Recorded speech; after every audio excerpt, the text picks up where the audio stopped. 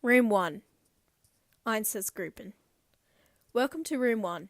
This room explains the extreme impacts that Einsatzgruppen had on the Jews and other civilians.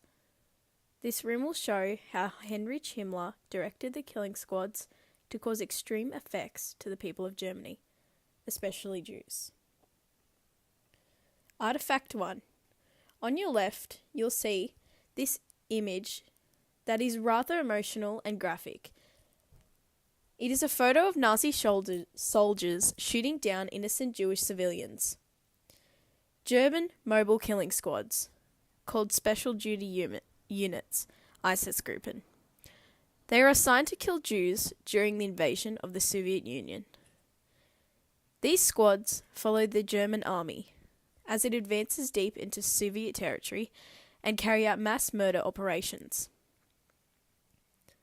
At first, the mobile killing squads shoot primarily Jewish men.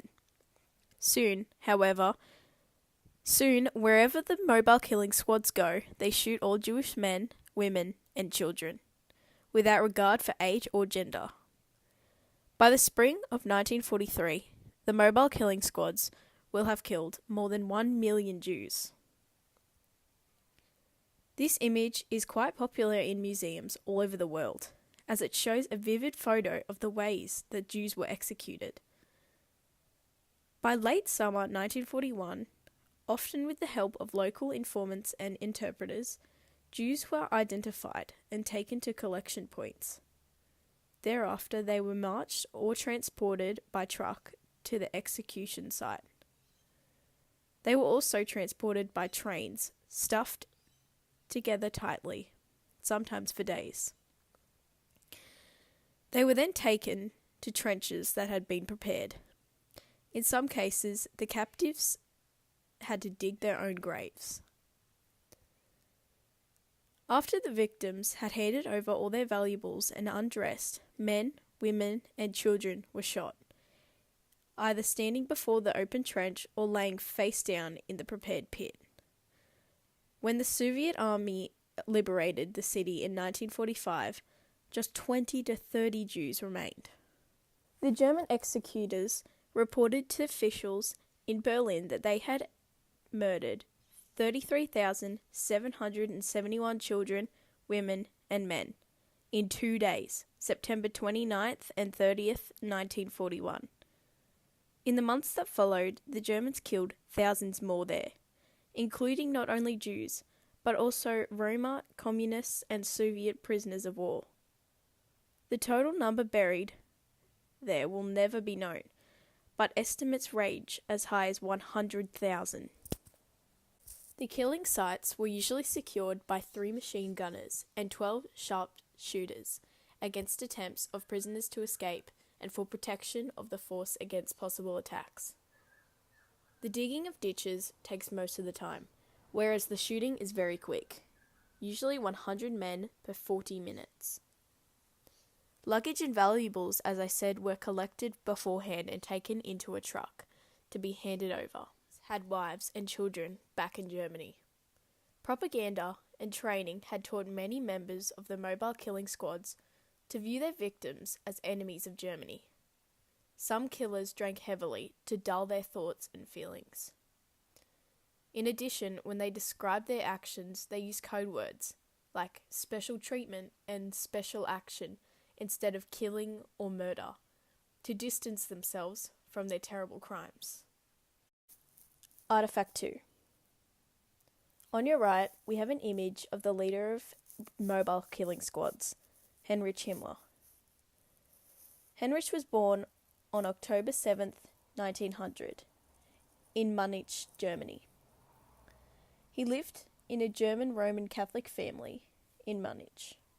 His father, Gerhard Himmler, was a school teacher, and his mother, Anna Maria Himmler, was a devoted Catholic woman. Heinrich received his education from a grammar school. His father was the principal of the school. Himmler despised athletics as a kid and was a studious child. He never felt comfortable doing athletics. Instead, he dwelled himself in the studies of religion. As a teenager, he showed immense patriotism and wanted to serve his country. In 1923, he slowly moved up the ladder, joined the Nazi Party in 1925, and was later elected as deputy in the German parliament. He was just 30 years old by then, and his success was not small.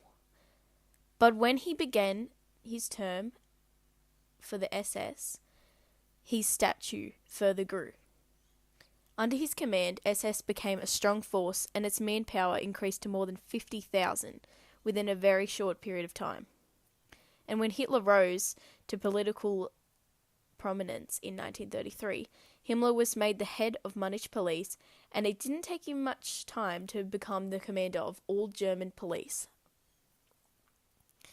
Doing his duties and following Hitler's order, he came up with the first concentration camp for the Third Reich in Dachau. Hitler appointed him the assistant chief of Gestapo in 1934, enabling him to attain the control of the police forces in Germany. He also played a major role in SS, which the former one giving Hitler the control of German army.